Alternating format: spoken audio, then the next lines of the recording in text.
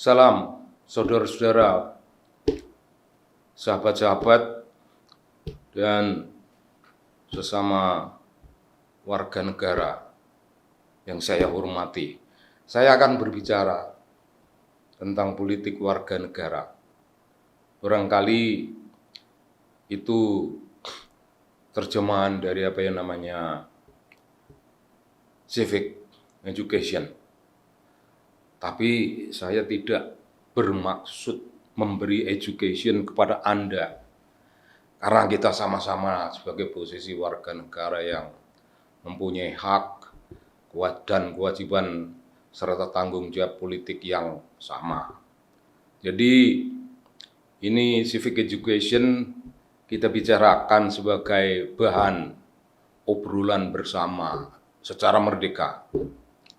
Nah, pertama itu begini, saya mengamati bahwa dalam kehidupan kita ini sejauh ada hubungannya dengan politik kewarganegaraan, yang ada hubungannya dengan civic education, itu kita senantiasa diperhadapkan dengan kenyataan tentang orang-orang yang dalam hidupnya itu menjadi, dan yang lain itu dijadikan.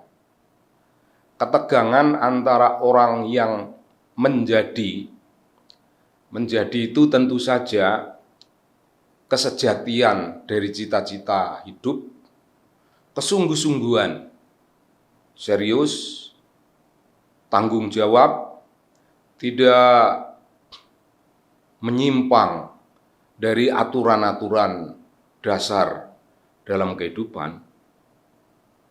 Orang yang menjadi itu orang yang kita bayangkan boleh dia menjadi pemimpin kita, boleh dia kita pilih, karena dia menjadi.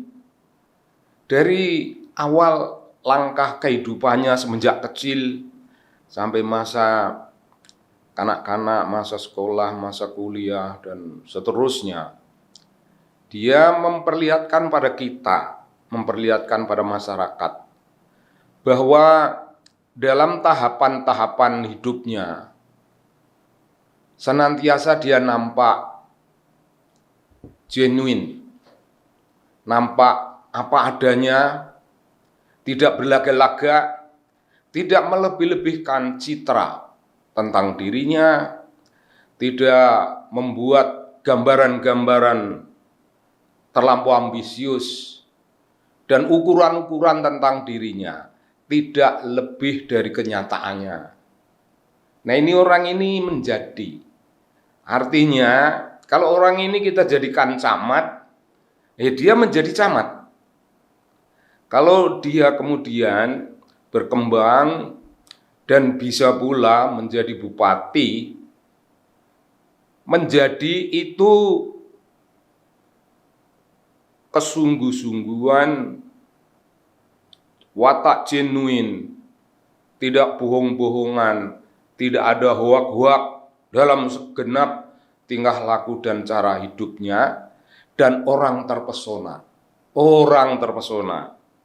Warga negara lainnya terpesona, ini yang kita pilih, karena dia memiliki sesuatu prasyarat, bahkan jauh lebih tinggi, jauh lebih mumpuni, jauh lebih ahli daripada yang kita gariskan, daripada kriterium yang kita bikin. Dia tulen. Nah, ini kita pilih, naiklah dia jadi bupati, bisa pula menjadi wali kota.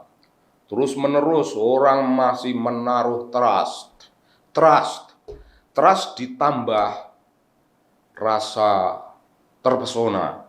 Orang seperti ini tidak kita bayangkan, ternyata ada di antara kita. Naik jadi gubernur. Waktu jadi gubernur, dia menjadi. Artinya dia tahu tugas saya ini. Garis dasarnya memakmurkan rakyat. Dan dia punya seni maupun kreativitas sebagai seorang pemimpin yang tidak ada dalam kitab-kitab tentang leadership, tidak ada dalam teori-teori kepemimpinan, tidak ada dalam teori-teori politik. Itu genuine, dia mendatangkan, dia menampilkan gagasan-gagasan yang berupa tindakan yang tidak ada di buku, itu datang dari dirinya sendiri, itu menjadi cara dia memakmurkan rakyatnya, dia itu menjadi cara membuat rakyatnya itu bisa merasakan hadirnya seorang pemimpin dengan segenap otentisitas kepemimpinannya. Dia tidak ngutip siapa-siapa, tidak meniru siapa-siapa, tapi dia berjalan seperti air mengalir dari puncak gunung, turun ke bawah, dan selama perjalanannya dari gunung ke bawah itu membawa rasa teduh pada tanaman-tanaman, menyuburkan tanaman-tanaman, memberi minum hewan-hewan, memberi kehidupan. Ini kalau bahasa alam, tapi karena kita bicara tentang bahasa seorang pemimpin, maka kepemimpinannya membawa rasa teduh bagi rakyat banyak. Dia mampir ke desa-desa, menegur rakyatnya, berbicara tentang panen bagaimana, tentang pertanian bagaimana, tentang kekurangan-kekurangan apa. Dan segenap yang dibicarakan dengan rakyatnya itu dicatat sebagai bagian dari pengamatan tentang apa yang harus ditingkatkan dalam kepemimpinannya. Dia menggali, dan yang lebih genuine lagi, dia gubernur umpamanya, tidak senang duduk di kantor dan ngopi, ngomong kosong, melayani politisi-politisi yang melakukan lobby-lobby, melayani pengusaha-pengusaha yang lobby-lobby, tidak melayani rakyat. Apa urusannya pemimpin mengurusi politisi? Apa urusannya pemimpin mengurusi pebisnis? Kan mandat utamanya, mandat dari langit, mandat dari bumi, dari dunia politik. Sama, layani rakyat, makmurkan rakyat. Mengapa yang diutamakan lobby dan menyibukkan dirinya dengan tanda tangan? Ya, dalam seminggu dari rumah, jangan ke kantor, jangan ke balai kota, apapun balai kota atau apa namanya. Soal urusan-urusan tanda tangan, itu ada orang terpercaya. Orang yang membawa dokumen-dokumen kemanapun, itu aman dan tidak akan hilang. Nah, dia ada di satu kabupaten. Telepon, Pak Gubernur sekarang ada di mana? Ini ada 100 tanda tangan. Bawa ke kabupaten A. Dan orang itu pergi ke kabupaten A. Tanda tangan ini soal teknis. Tanda tangan kelar. 100 tanda tangan kelar dalam masa pendek. Jangan ada tanda tangan dipending. Sampai dalam 200 tanda tangan aja selesai 3 hari. Enggak. Dia tidak ada di kota. Udah di sana. Apa yang dilakukan di sana sebagai pemimpin otentik, genuine leader and his leadership atau her leadership. Jangan ngomongin di provinsi kami ekonomi tumbuh sekian persen. Bukan urusanmu. Kecuali gubernur bisa mengatakan tumbuh sekian persen dan rakyatku yang bekerja di sana tak tarik lagi pulang. Sediakan lapangan kerja di provinsi kita. Jangan ada orang keleleran di luar negeri, memalukan. Kalau tumbuh sekian persen dan tidak ada buruh-buruh ke luar negeri, itu tumbuh yang punya makna. Akan tapi Bung, kalau tumbuh sekian persen, tapi rakyat yang keleleran makin tinggi. Jangan pernah bicara, gubernur tidak ada pentingnya ngomongkan pertumbuhan ekonomi. Yang diomongkan itu pertumbuhan kemakmuran real, kemakmuran rakyat, pendidikan tinggi, kesehatan terjamin, lapangan kerja terjamin, aman tentram antara satu kelompok agama dengan kelompok agama yang lain. Tidak ada agama yang di nomor 10-kan dan tidak ada yang di nomor 1-kan. Ini hidup di bawah kepemimpinan yang teduh, genuine, dan kurang lebih dia punya kiblat rohani yang sangat jelas. Dalam urusan-urusan politik sehari-hari, dia menegakkan keadilan. Dalam urusan politik sehari-hari, dia menegakkan pesan-pesan langit. Seluruh pesan langit, bahasa langit, diterjemahkan dalam bahasa kepemimpinan. Terjemahkan dalam bahasa untuk apa? Bahasa rakyatku makmur, bahasa rakyatku sehat-sehat, bahasa rakyatku kuat-kuat, rakyatku taat kepada negara, dan tidak ada rakyat yang punya pemikiran sinting-sinting untuk menjadi warga negara lain, untuk merongrong Pancasila, untuk merongrong negara. Tidak ada. Rakyat tunduk, patuh, taat kepada kepemimpinan, bukan kepada orang. Kepemimpinannya dan wujud orang yang tindakan-tindakannya sangat mengapresiasi manusia dan kemanusiaan. Apa? 12 menit? Enggak, aku bilang 20 ya Bung ya. Nah, oke. Belum apa-apa, karena kan ada dua. Ini kan yang menjadi. Kan tadi ada yang dijadikan. Nah, bagaimana saya memulai lagi? Nah, inilah gambaran dari pemimpin yang menjadi. Dia menjadi pemimpin. Tapi sebaliknya, Bung, ada pemimpinan yang tidak punya karakter. Pemimpin, warga negara bukan pemimpin. Warga negara tidak punya karakter. Warga negara tidak punya cita-cita. Warga negara tidak punya kegambaran tentang pemimpin ideal. Tentang cara membawa negara ini ke dalam jalan ideal. Di dalam jalannya Tuhan untuk kira-kira seperti tercermin dalam gambaran baldatun thayyibatun warobun ghafur. Pemimpin yang menjadi tadi itu kesanalah kiblatnya. Tapi ada pemimpin ceringas-ceringis, tidak punya karakter, tidak punya pengalaman, tidak punya kosakata. Orang mengatakan dia pandai menata kata. Kenapa bangsa Indonesia yang hebat ini kagum kepada orang yang pandai menata kata? Kata itu apa? Apa Anda nggak tahu bahwa kata itu isinya kebusukan ada, bahwa isinya kebohongan ada, bahwa isinya bukan keaslian? Kenapa Anda terpesona pada orang yang menyusun kata? Nggak ada gunanya.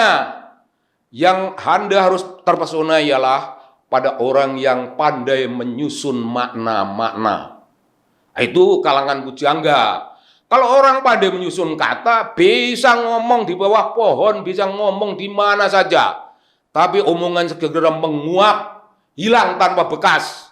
Tapi kalau para pujangga, orang yang menyusun makna kehidupan, makna-makna itu menjadi pelajaran, makna-makna itu menjadi kiblat, makna-makna itu menjadi pusat orientasi nilai dan pusat mengaca diri kita dari sudut kebudayaan dan memakmurkan bangsa dengan cara menguasai makna yang penting-penting itu tadi. Nah, kalau orang jenis ini yang isinya hanya pandai menata kata, yang kalian kagumi, yang jengkel saya melihat orang-orang kagum kepada orang yang bisa menata kata. Ini orang yang kalau mencalonkan dirinya menjadi sesuatu, taruhlah menjadi camat, calon bupati, calon wali kota, calon gubernur, dia calon.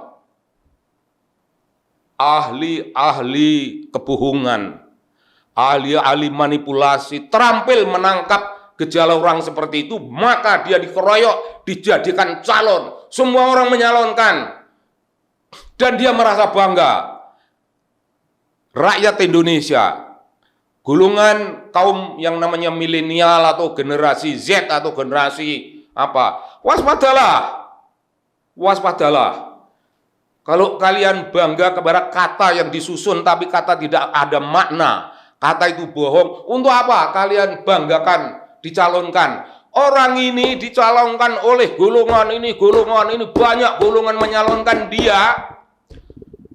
Kasih tahu dia bahwa dia bukan orang terbaik. Kau dicalonkan orang karena kau lemah.